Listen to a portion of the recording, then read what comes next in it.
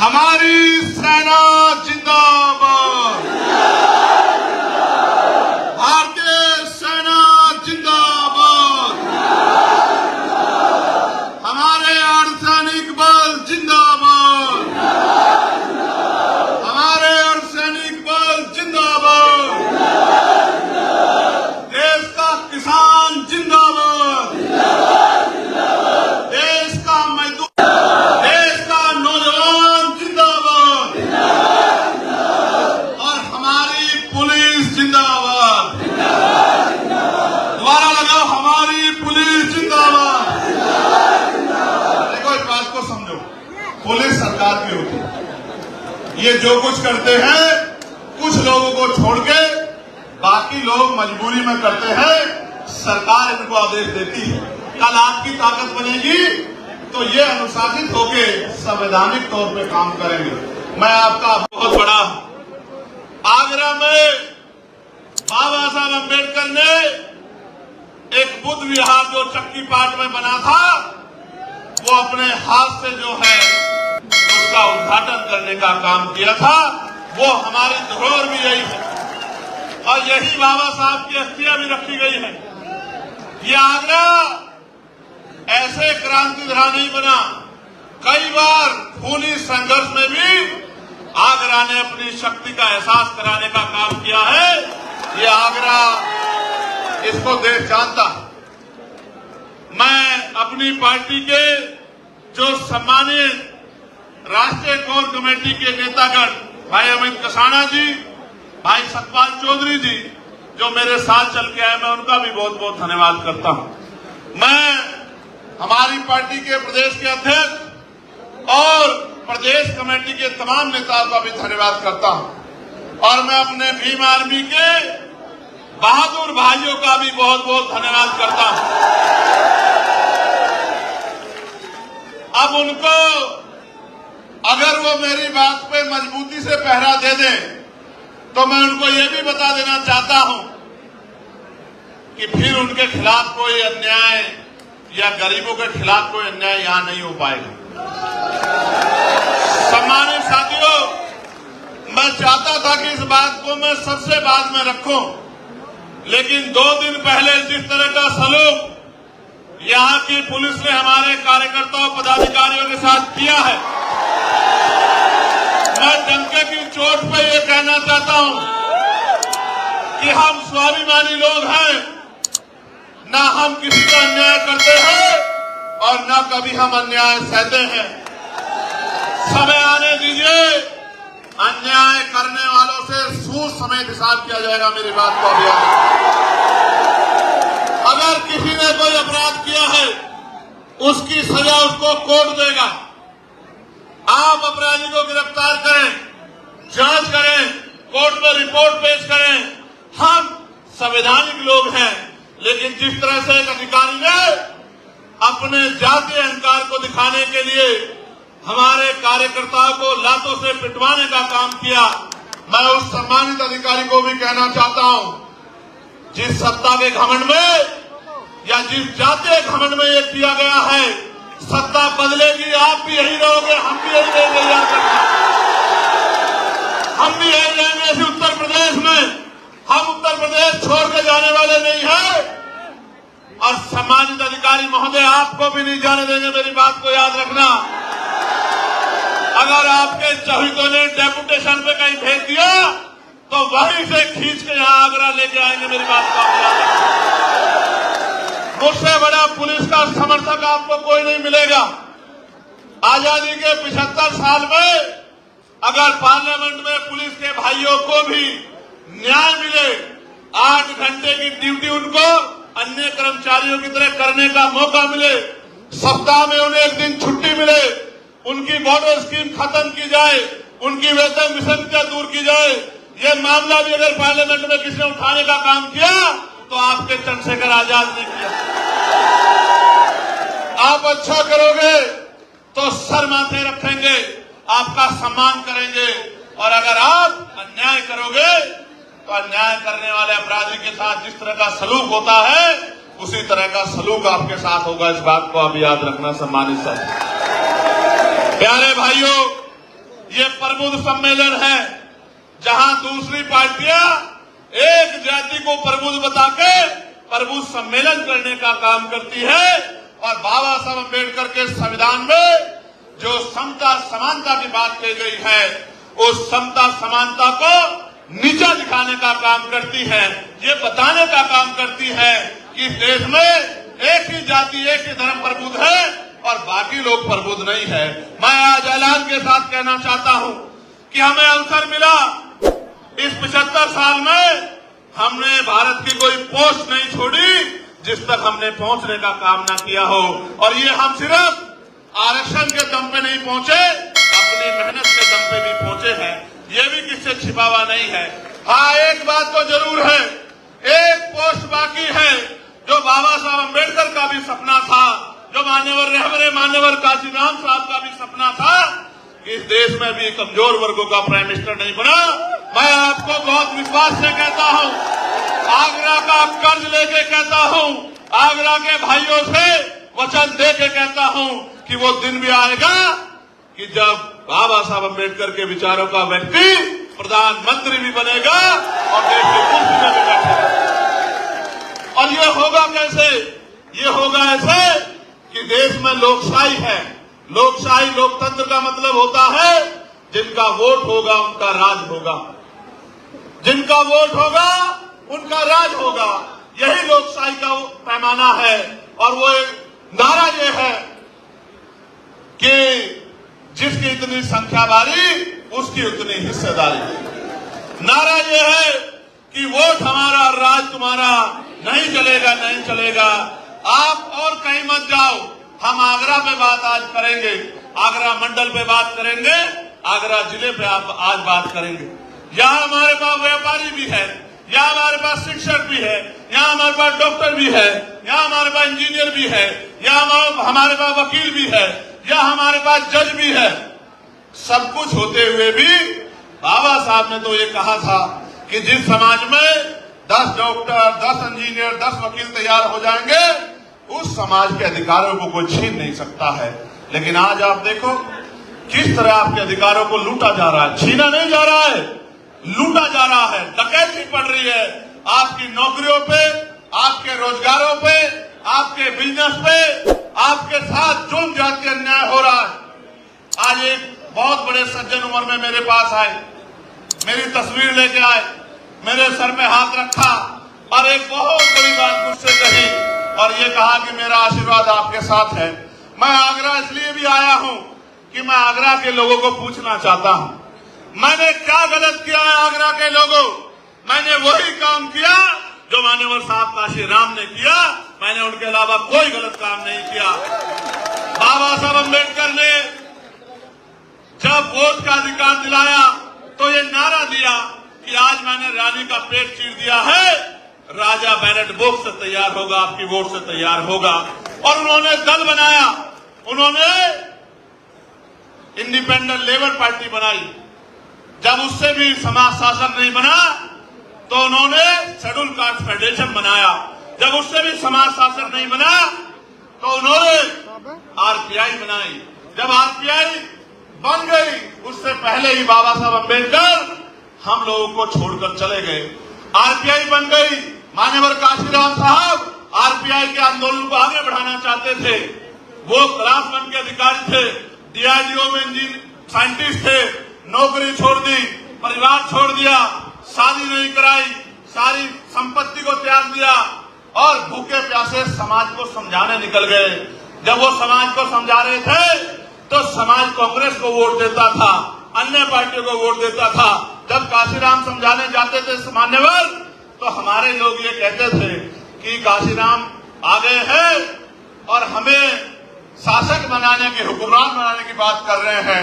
इन्होंने अपनी तो नौकरी छोड़ दी है और हमारे बच्चों के नौकरी के रास्ते भी बंद करना चाहते थे। साहब ने घर घर जाके समझाया, अपमान भी सहा, तिरस्कार भी सहा, आरोप भी सहे। यही दूसरी पार्टियों के लोग उनको सीआईए का एजेंट कहते थे। तमाम परेशानियां उठाने के बाद उन्होंने अपना लक्ष्य नहीं छोड़ा और जब आरपीआई ने मौका नहीं दिया तो उन्होंने अपनी पार्टी बनाई, अपना संगठन बनाया, समाज की जड़ें पैदा की, घर घर जाकर लोगों को जगाया। गिरे पड़े समाज में नेता बनाने का काम किया और आज उनकी बदौलत उनसे सीख लेके मेरे जैसे लोग, आपके जैसे लोग तैयार होके पिछले आंदोलन में आहुति देना चाहते थे, उसी आंदोलन को कामयाब करना चाहते थे, उसी आंदोलन को दिल्ली ले जाना चाहते थे। लेकिन जब उन्होंने दरवाजे बंद कर लिए तो समाज की रक्षा के लिए और महापुरुषों के कारवा को आगे बढ़ाने के लिए, बाबा साहब अम्बेडकर के वोट के अधिकार की रक्षा करने के लिए और जुल्म जाति को रोकने के लिए हमने भी संगठन बनाया, समाज की सेवा की, जेलें काटी, लाठियां खाई, दांत तोड़ दिए गए, रीढ़ की हड्डी तोड़ दी गई, तमाम तरह के जुल्म किए, इनसे भी पेट नहीं भरा तो गोली चलाई गई। आप सबके सहयोग आशीर्वाद से और महापुरुषों के आशीर्वाद से गोली से भी बच गया। फिर संघर्ष करता रहा, जान की परवाह नहीं की, साथियों ने मदद की, एक एक पैसा जुटाया, नगीना में चुनाव लड़के आपकी आवाज को बुलंद करने का काम किया, पार्लियामेंट में आपकी आवाज को उठाने का काम किया।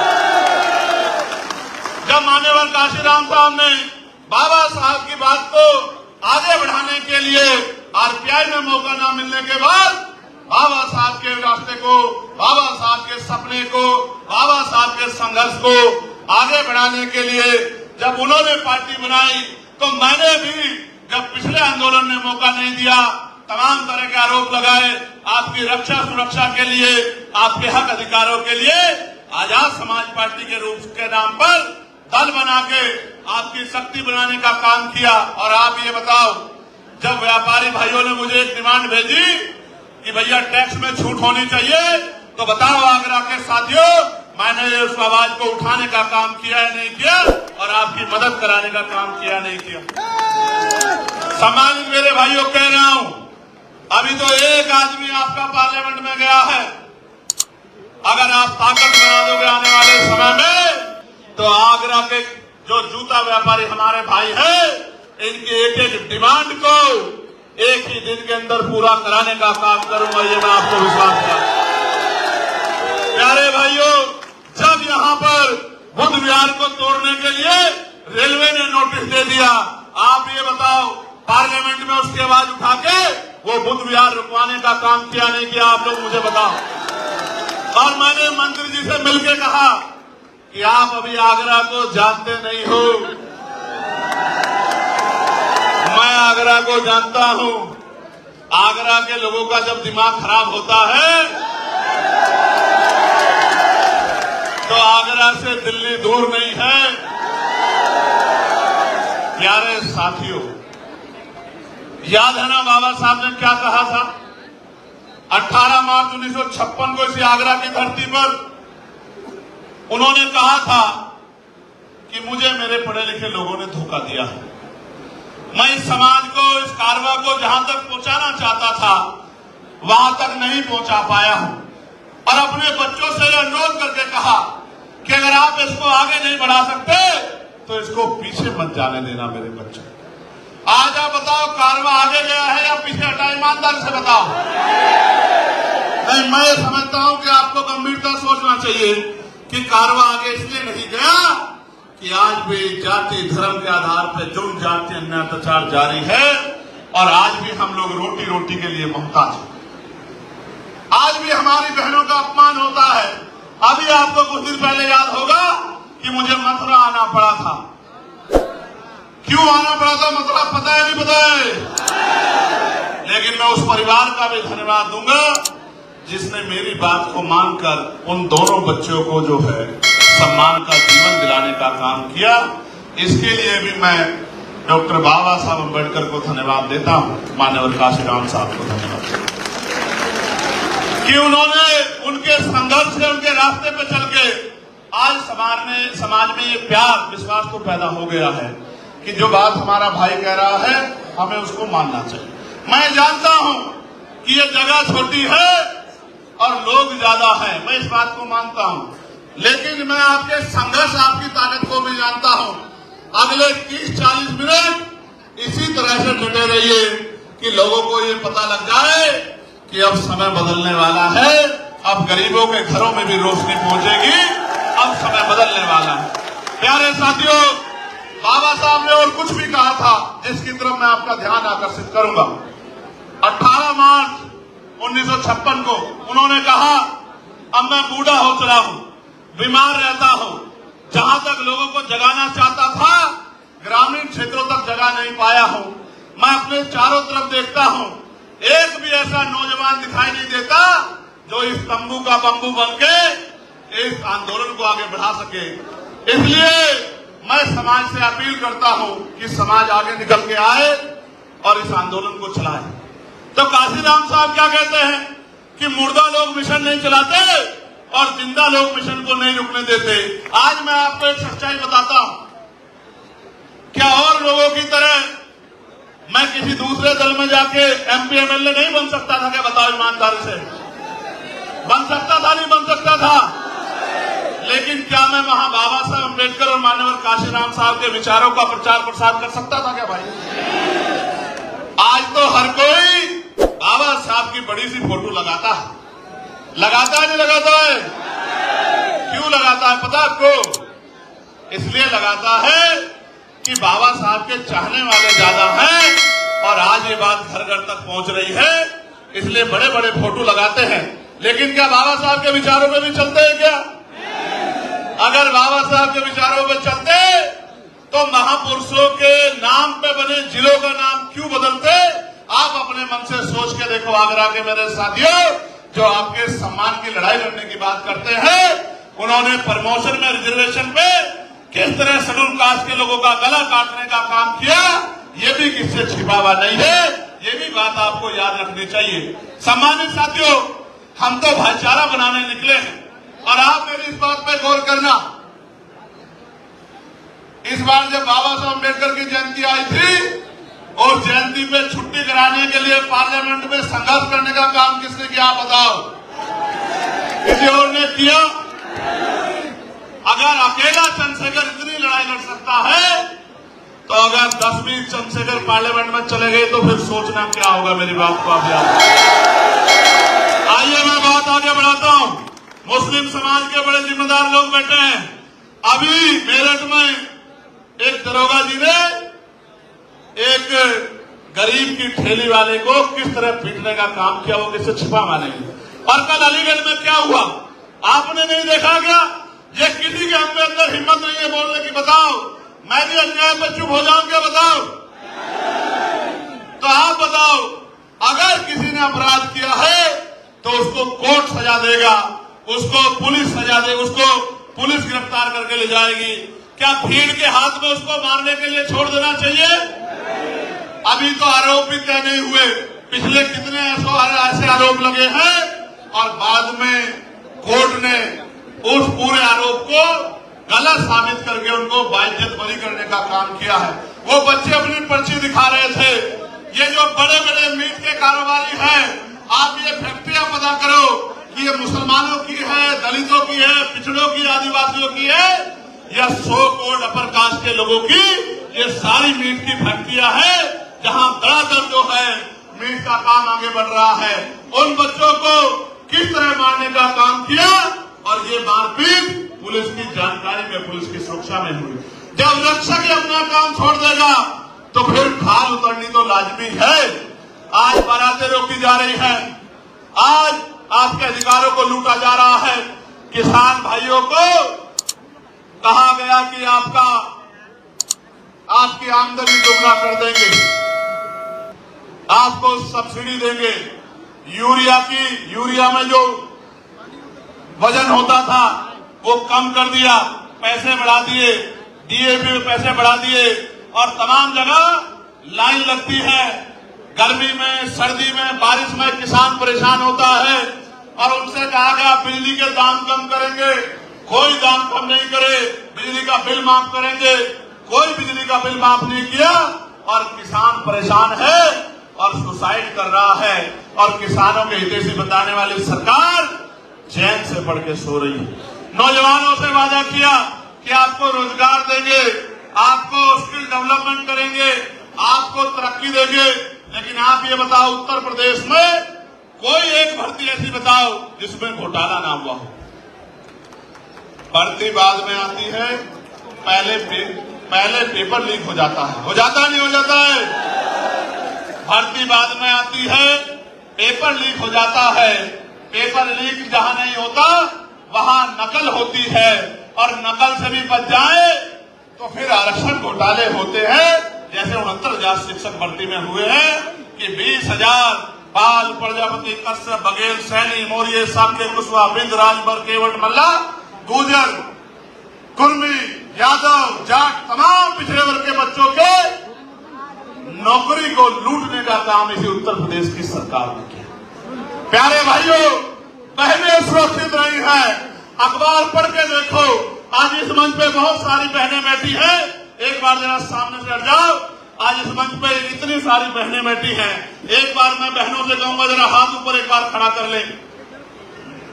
ईमानदारी से बताओ, क्या आज महिलाएं बहनें सुरक्षित है उत्तर प्रदेश में? आज बहनें सुरक्षित नहीं है। अखबार पढ़ लो, रोज किसी बेटी का रेप हत्या होती है, किसी को मार के लटकाया जाता है। आप ये बताओ, ये कैसा सुशासन है जिसमें गरीबों की बच्चा सुरक्षित नहीं है? मैं आज आपसे कह रहा हूं, ऐलान करके कह रहा हूं, डंके की चोट पे कह रहा हूं, एक बार मौका मिलने दो। अगर किसी गरीब की बच्ची की तरफ किसी ने आंख उठा के देख ली, फिर मुझसे सवाल करना कि चंद्रशेखर भाई ये कैसे हो गया। पूरी जिम्मेदारी से आपसे कह रहा हूं। जैसे प्रयाग साहब कहते थे कि मैं तब उस प्रदेश को सुरक्षित मानता हूं जिस प्रदेश में रात के अंधेरे में भी महिलाएं कुछ मील तक अकेले घूम आए। यहां तो आप घर में सुरक्षित नहीं है, बाजार में सुरक्षित नहीं है, ट्रेनों में सुरक्षित नहीं है, सार्वजनिक स्थलों में सुरक्षित नहीं है। और तरक्की कहते थे महिलाओं की तरक्की करेंगे, 5 किलो अनाज पे लाके रख दिया कि ये अनाज के चक्कर में रोजी रोटी को भूल जाएं, शिक्षा को भूल जाएं, रोजगार को भूल जाएं, अच्छी अस्पताल व्यवस्था को भूल जाएं। कल ही मैंने देखा बलिया में शर्म से सर झुक गया। एक बहन को खुले में डॉक्टर नहीं है, नर्स नहीं है, प्रसव पीड़ा हुई, खड़े खड़े उसको जो है उसकी डिलीवरी हुई। दूसरी महिला उस बच्चे को, खून में लथपथ बच्चे को लेके बैठी है। ये व्यवस्था दी है इस सरकार ने। इस गरीब, किसान, पिछड़ा, दलित, मुसलमान विरोधी सरकार को उखाड़ के फेंकने के संकल्प को लेकर मैं आगरा आपके बीच आया हूं कि अब आपको कमर कस लेनी चाहिए। अब ज्यादा दिन नहीं देने हैं। 2012 से और 2027 तक 15 साल बैठते हैं। 15 साल बैठते हैं।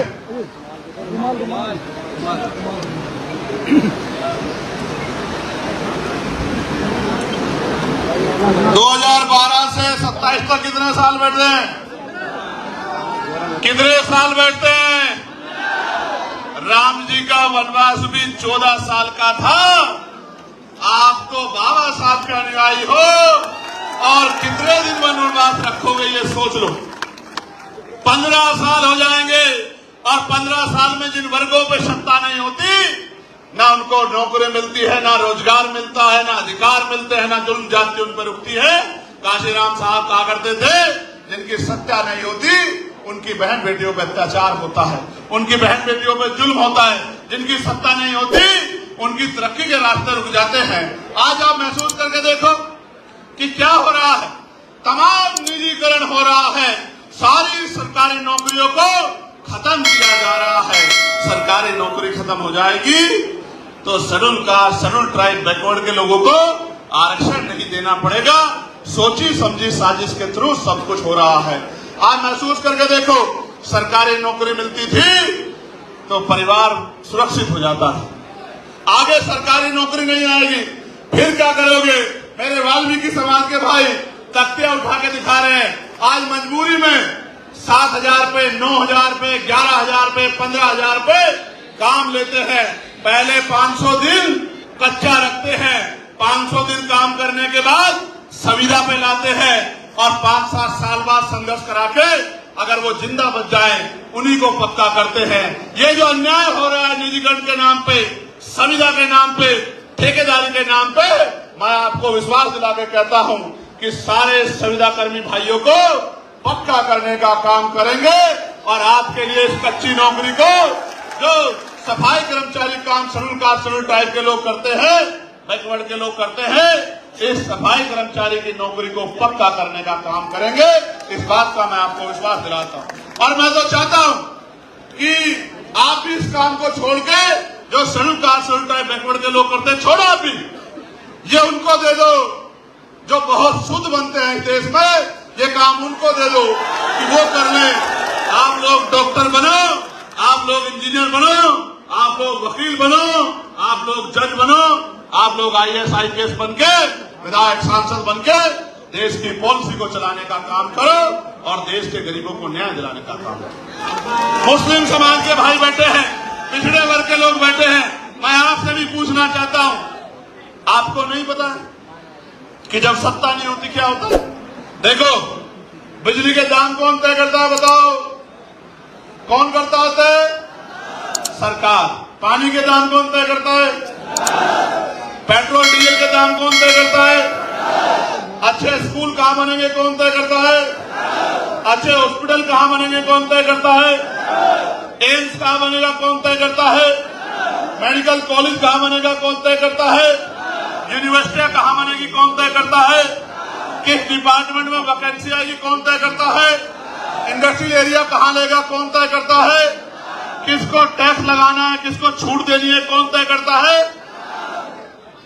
जब सब कुछ सरकार करती है तो आप ये समझो कि पिछले 15 साल से 27 में आप लोग सत्ता से बाहर हो तो फिर जुल्म ज्यादती नहीं होगी तो आपके साथ क्या होगा? आज मैं आपको विश्वास दिला कहता हूं, आगरा के मेरे भाइयों, व्यापार मंडल के साथियों, भीम नगरी के साथियों, तमाम संगठनों के साथियों, पूरा मुस्लिम समाज आपकी तरफ देख रहा है कि अगर ये शेड्यूल कास्ट के लोग, शेड्यूल ट्राइब के लोग, बैकवर्ड के लोग चंद्रशेखर के साथ, आजाद समाज पार्टी के साथ खड़े हो जाए तो हम बाकी दलों को लात मार के चंद्रशेखर आजाद के साथ जाके खड़े हो जाएंगे।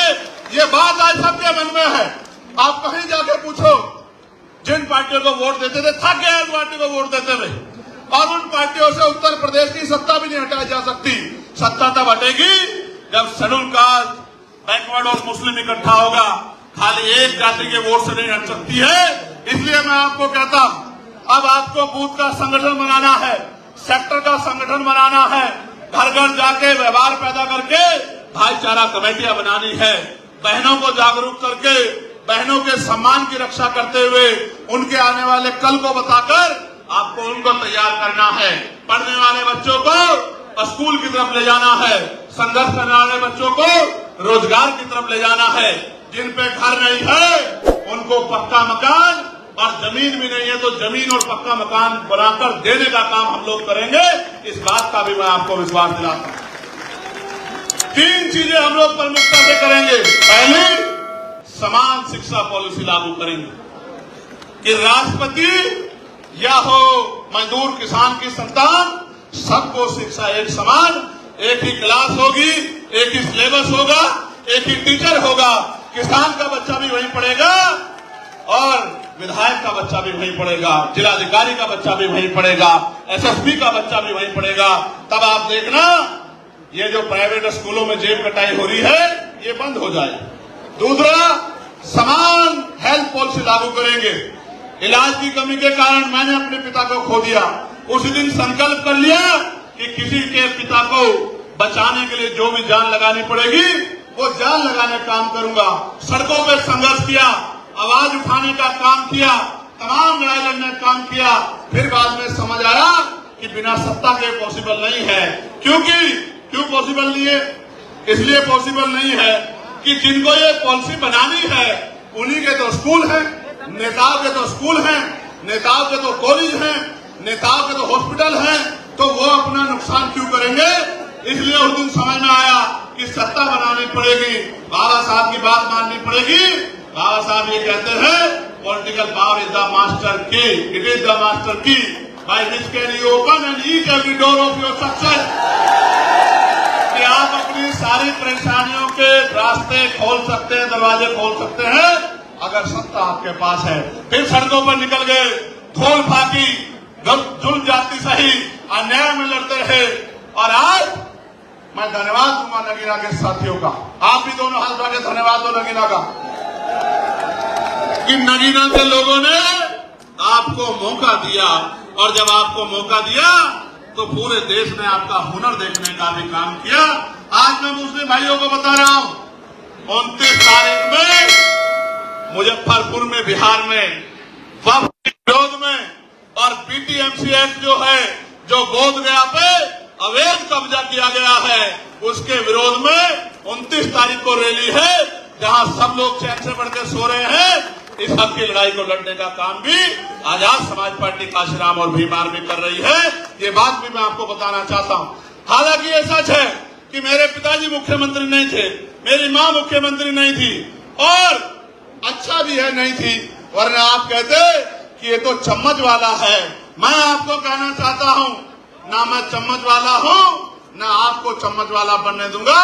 आपको भी मान सम्मान की जिंदगी मिले, आपको भी रोजगार मिले, आपकी भी ताकत बढ़े, इसके लिए हम लोगों को संघर्ष करना पड़ेगा।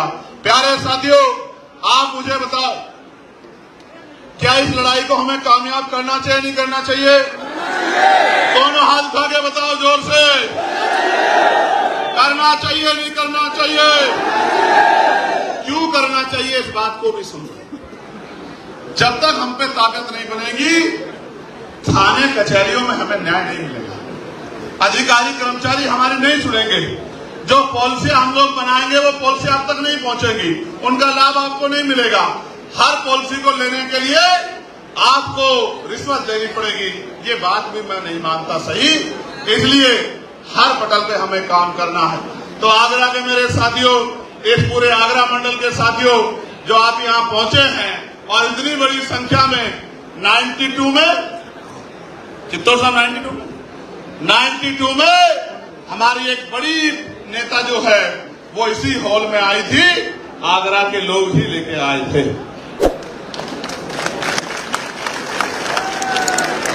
अब उनको आप 92 में इस हॉल में लेके आए, फिर आपने उनको ताकत भी दी। अब मैं आपसे पूछना चाहता हूं, इस हॉल में तो मुझे ले आए हो, ताकत दोगे नहीं दोगे ये भी बताओ। देखो, इस तरह समझो, इस तरह समझो। क्रिकेट देखते हो नहीं देखते हो?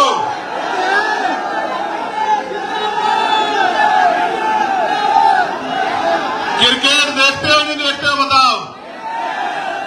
तो पहले नाम होता था सचिन तेंदुलकर साहब का, उनसे पहले सुनील गावस्कर साहब का, फिर उनके बाद सौरव गांगुली साहब का, फिर उनके बाद सहवाग साहब का, फिर आया एक लंबे बालों वाला जिसने सारे पुरानों को भुला दिया, और आज भी जिसका डंका बजता है, भले ही आज उसके पास कुछ ना हो। उसके बाद आए कोहली साहब, फिर आए सूर्य कुमार यादव साहब, और आजकल बहुत शुभमन गिल और पता नहीं क्या क्या बड़े बड़े नौजवान, और अभी एक और वो सूर्यवंशी आ गया है, और हमारा छोटा भाई रिंकू उसको कहते हैं। और आप बताओ, जब तक आप मौका नहीं दोगे, उसको प्लेइंग 11 में नहीं लाओगे, 15 में बिठा के रखोगे, 20-21 में बिठा के रखोगे, उससे पानी पिलवाते रहोगे, बल्ले उठवाते रहोगे, तो आपको क्या पता लगेगा कि ये कैसी परफॉर्मेंस दे सकता है? अभी तो 1 ही साल हुआ है।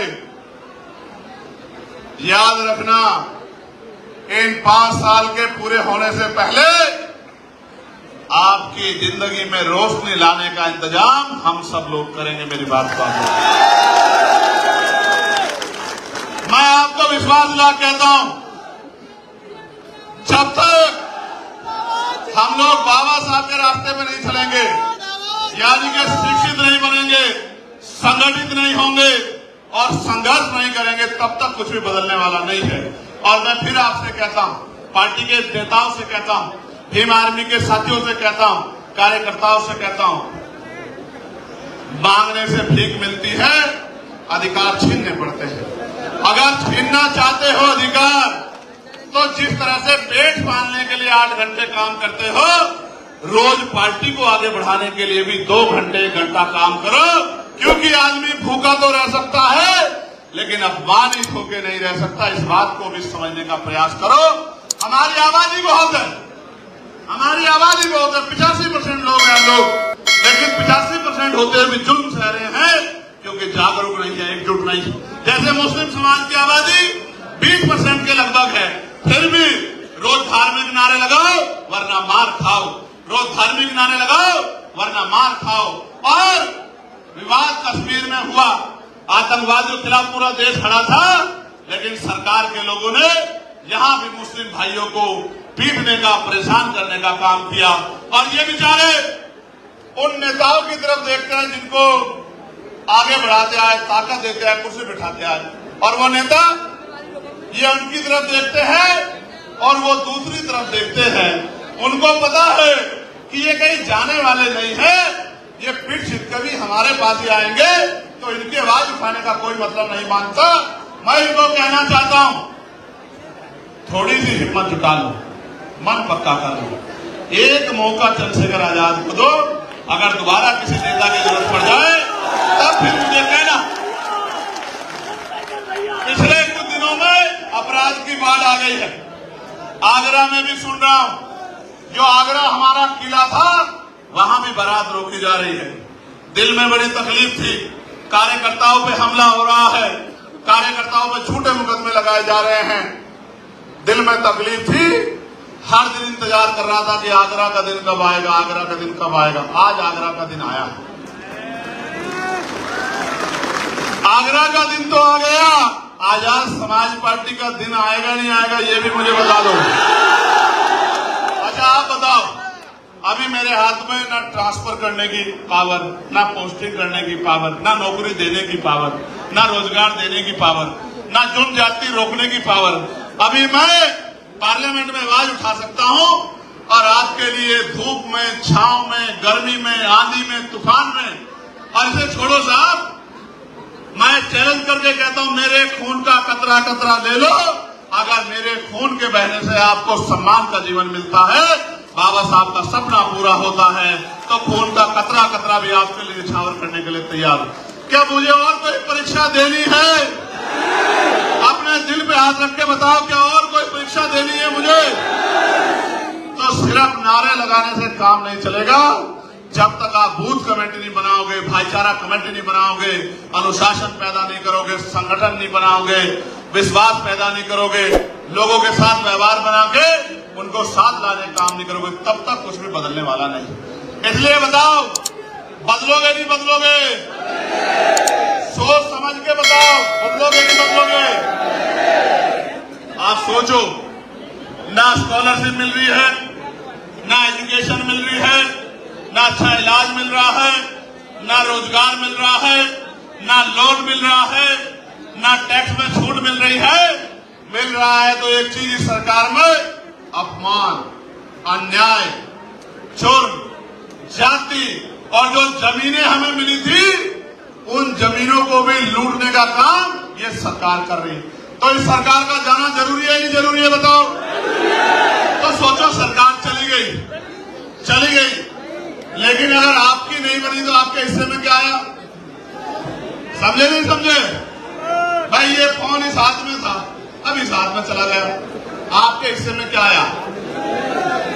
आप बीच में खड़े हो जाओ दीवार बन के कि ये ताकत इधर से जाएगी तो हमारे पास आएगी, इस बात को दीवार बन के खड़े हो जाओ।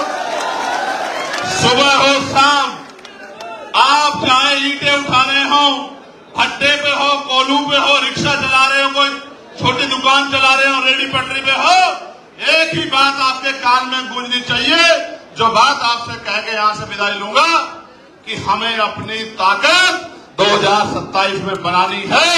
ये बात आपके कानों में हर समय गूंजनी चाहिए। और 2-3 नारे आपको मेरे साथ लगाने हैं। तैयार हो? ये जो मंच के लोग हैं ये भी तैयार हैं, नहीं तैयार हैं?